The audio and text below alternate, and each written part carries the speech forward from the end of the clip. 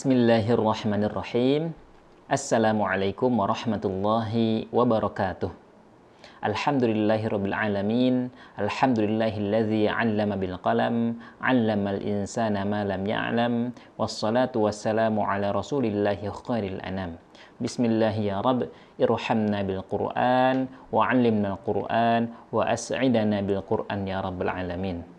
Sahabat Al-Syifa, selamat datang kembali di program edukatif Belajar Membaca Al-Quran bersama Al-Syifa TV dalam serial Tajwidul Huruf, tempat kita belajar agar bisa membaca Al-Quran dengan baik, jelas, dan fasih insya Allah. Di episode hari ini kita akan mempelajari bagaimana mengucapkan huruf ketika dalam kondisi sukun. Materi ini mungkin sering terlewat, tetapi sebenarnya ini adalah bagian yang sangat penting dalam ikhtiar kita menyempurnakan pengucapan huruf. Ketika huruf dalam kondisi sukun, maka pada dasarnya huruf tersebut diucapkan tanpa dipengaruhi bentuk rahang harokat manapun, baik itu fathah, kasrah, ataupun dhammah. Artinya, ketika huruf dalam kondisi sukun, bunyi hurufnya betul-betul murni, kemudian berdiri sendiri, keluar dari makhrajnya atau tempat keluarnya huruf tersebut. Contohnya, ketika huruf sin diucapkan dalam kondisi sukun, maka kita letakkan rahang kita pada tempat keluarnya huruf sin tanpa dipengaruhi harokat huruf sebelumnya. Ketika huruf sin dalam kondisi sukun, ketika kemudian didahului dengan harokat fathah, dhammah, atau kasrah, rahang tidak berubah. Huruf sin kita ambil sebagai contoh, ketika didahului harokat dhammah, maka tetap bentuk rahangnya adalah s, tidak berubah menjadi s, ya. Us, tidak menjadi us. Nah, ini mesti dihindari. Contohnya pada ayat atau potongan ayat Al-Mustaqim, Shiratal Mustaqim. Hati-hati membaca dengan Al-Mustaqim, karena yang demikian dikhawatirkan huruf sin tergeser atau menyerupai huruf yang lain. Contoh lain seperti huruf sin ketika didahului harokat kasroh. Bentuk rahang tetap tidak berubah. Is menjadi is, la tetap is. Contohnya pada potongan ayat Bismillahi. Kemudian huruf sin ketika didahului huruf berharokat fathah. As tidak berubah menjadi as.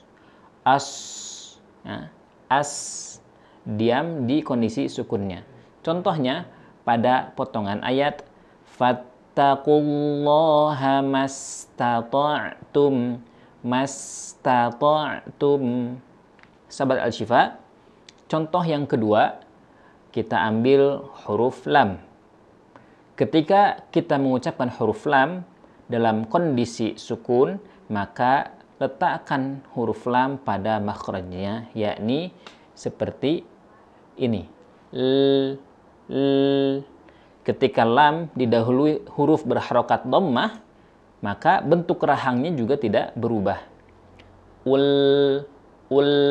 Jangan sampai terbawa harokat dhammah. Contohnya pada ayat Qul huwallahu ahad. Tidak qul. Lalu contoh selanjutnya ketika huruf lam didahului huruf berharokat kasroh, kondisinya tetap diam, tidak kemudian menjadi il, tapi il tetap di kondisi sukunnya. Contohnya pada ayat bi ashabil fil, bi ashabil fil. Nah, lalu yang ketiga atau selanjutnya ketika huruf lam didahului huruf berharokat fathah. Lam sukun didahului huruf berharokat fathah. Bentuk rahang kita tetap tidak berubah, al, ya. Tetapi diam pada tempat keluarnya. Contohnya pada ayat alhamdu.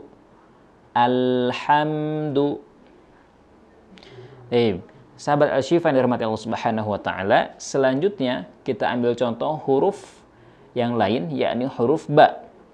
Huruf ba ketika kita ucapkan dalam kondisi sukun, dia terletak di bibir yang dirapatkan, kemudian ada suara pantulan b. Ketika huruf ba didahului huruf berharokat dhammah, maka bentuk dan suaranya pun tidak berubah. Ub tidak menjadi ub. Contohnya dalam firman Allah Subhanahu wa taala, fakubkibu, tidak fakubkibu. Lalu contoh selanjutnya huruf ba ketika didahului huruf berharokat kasroh.